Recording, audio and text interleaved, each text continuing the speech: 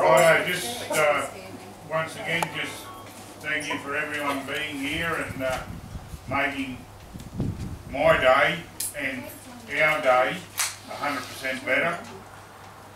Over the years, like from our trainer Barry Parnell, which this is all incorporated from, to me, he was a mentor. And he was a good man. He was, and Bevan, he was a great man, not a good man.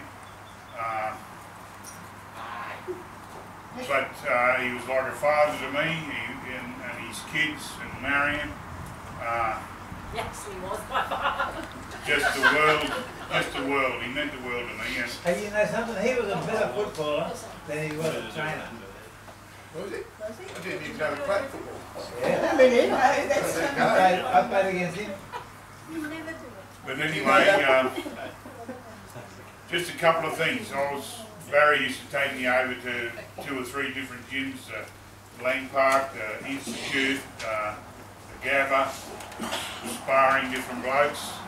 And I can remember one day, and I was talking to Bunga about it, and I just can't put the name to the old bloke, and he was like Bunga's dad, Al, he was about his age at the time, and I was only 20 odd. And he said to me, you know, he said, you blokes are very lucky.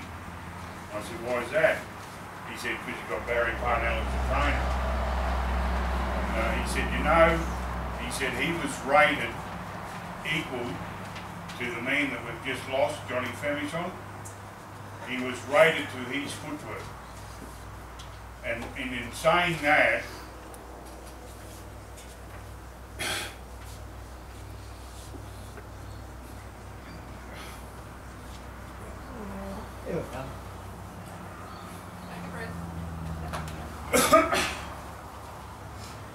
in saying that, Barry Parnell had the same footwork as Johnny Femichon.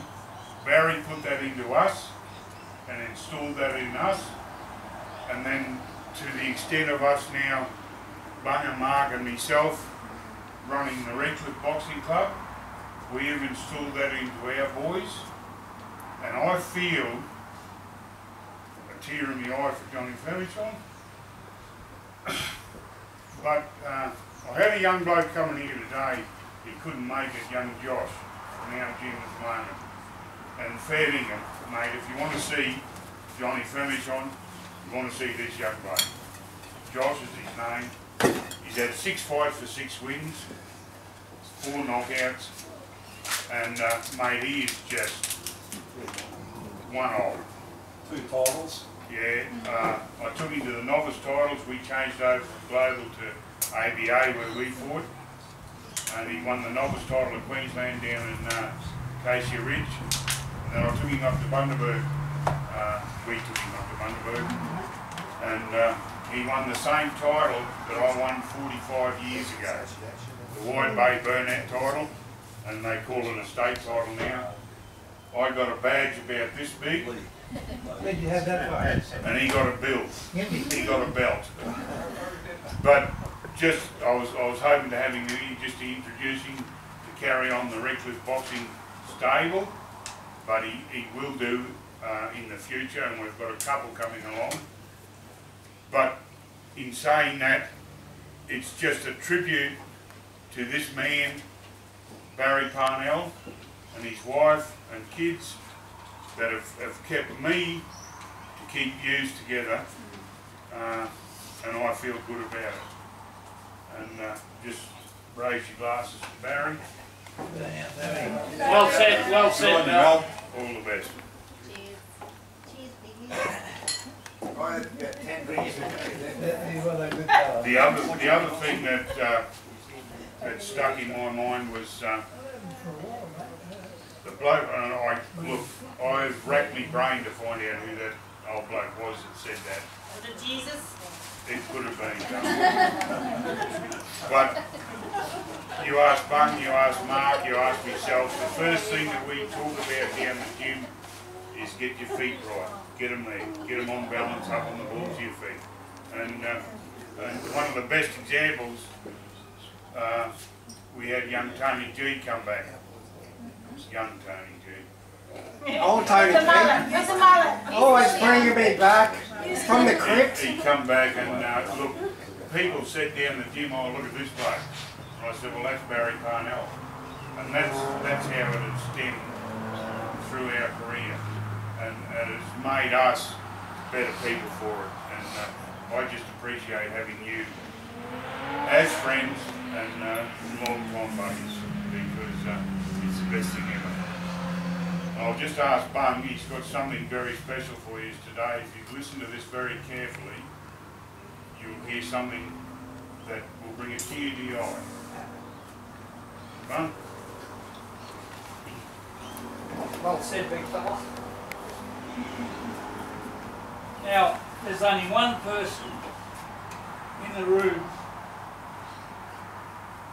that can go back as far as me. Anyway, I'll get it together in a minute, Marion, but when this all started, I came home from school one day and I had both eyes blackened and my teeth through my lips. And the teacher come out and stopped the fight. Gee, he's lucky he stopped it. The other bloke I mean. But anyway, cut a long story short, Marion will know from here on, the old man had a mate called Kirsty Trout. And he watched Barry fight from when he was a kid. He seen him beat Johnny Fuchs 5 out of 6 times, Noel Cundy twice, you name him, Barry beat him. He had 72 fights, won 69. But he was living on the peninsula and Percy Trout brought him down. And do you remember that? You ran into him at the races. And we just moved to Clontarf. Yeah, that's right. Yeah. And he said, where are you living? Clontarf. You grabbed him. He said, my mate's getting bullied at school. Well, thank you. Thank you. But he's lucky the school teacher come along. He said, I want you to, would you come and How old were you? That's how it started. I was 12 and You, Gary Elliott, Bruno, Peter Peter Pickford, that's it. and Mickey Collins. But we were the first four. We were the first four. And it started from there and from there on, like, I think Gary Elliott was the first to have a fight and I was the first to win one. So when he went on to do what he's done, it was good. But anyway, look. Excuse me a minute, but he did always say he wouldn't have done it if he hadn't had Billy Collins. If he didn't have what? Billy Collins. So he used to tell me when I was little, when he took me aside, and he said, Darren, if everything happens tonight and something's wrong, he said, you live, make me go. But he said, you listen to Billy. He said, Billy is my next. Did so much. Billy always just said, I'll get flustered and go in the ring because I couldn't get my body shot away. I just thought of going and just smash something and the guts and that'll be all over. And sometimes they're ready for us, they're tough. And Billy's got me in the corner there. And he goes, what's wrong, son? He could talk to me a little bit different way than Barry. He just grabbed me like a father. He just grabbed me by my face and he said, look, my son. He said, what's the matter? I said, I'm trying to get that shot away. He said, don't fucking worry about it. He wouldn't have sweared though. He wouldn't swear. Hey, Bill. He does now. He don't worry about it, it'll happen. Well, sure enough, I went out there, did double jab right, and then they get a rip, just come out, bang, and I come back, and I was still on the desk. What's the matter? I said, do it hard enough. That was just us pillow fighting at home too, wasn't it? Do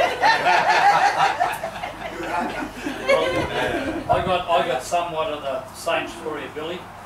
And I was going through the doctor and there's a bloke standing in front of me and he was like this wide, come down like that, and he had all these scars on his back running down like an arrowhead, but they were burnt in and they were standing up about that high, and he had a set of stomach muscles. Oh, he's a tough looking prick.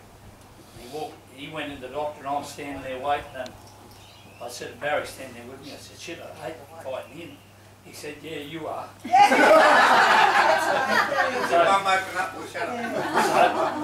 And I watched him, Matt, he'd knock 4 or 5 out in a row every week, So I goes out and first round, second or third round, it might have been in the first round, he hit me. He hit me hard, lucky the bell was coming up. I got back to the corner and Barry's talking to me and I couldn't even hear him. And I went to get up, the bell went, I went to get up off the seat and Billy grabbed me by the leg. He said, "You can fight, Billy." So next time he come rushing in with the big right hand, bang! Out he went, you could have counted to 100, he was gone.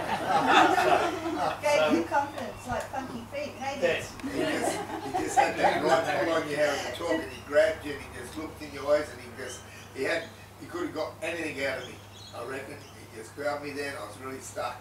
And he's done this a couple of times and I've been in other fights down, getting up to Australian titles and that. And I just get flustered because I was so eager. And he just slowed me down. Barry couldn't there, he just kept me pumped up.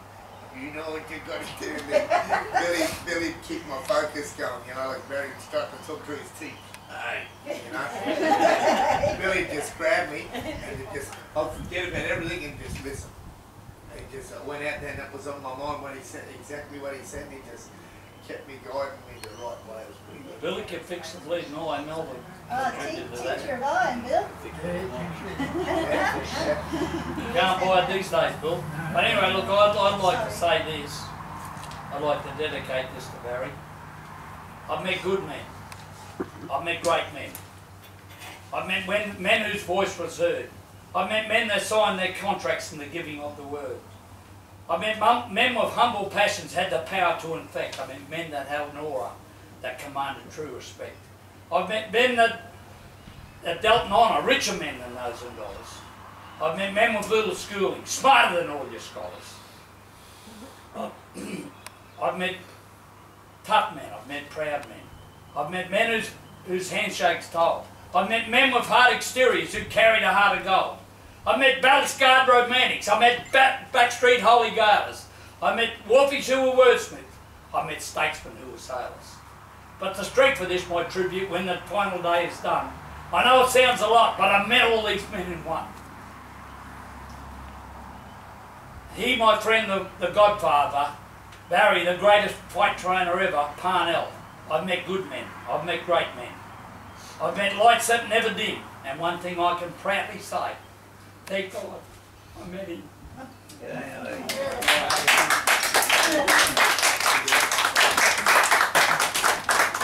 Good, mate.